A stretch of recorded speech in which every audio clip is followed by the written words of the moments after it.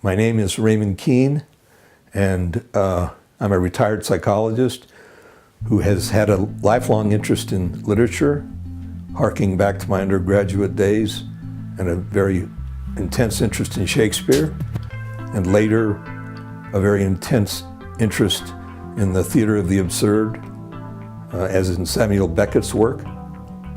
And now I've written the play, The Private and Public Life of King Abel, which is absurd and more.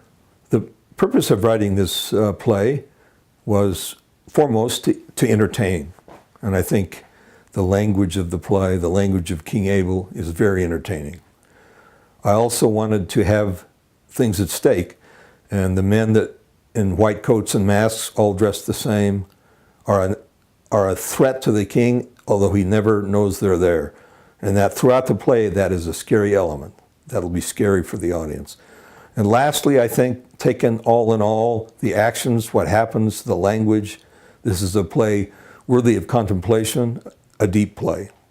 The inspiration for my play, not surprisingly, is the work of other dramatists, and I name particularly William Shakespeare's King Lear, which I read as an undergraduate, and all of the plays of Samuel Beckett, and the theater of the absurd. I note especially his play, Waiting for Godot.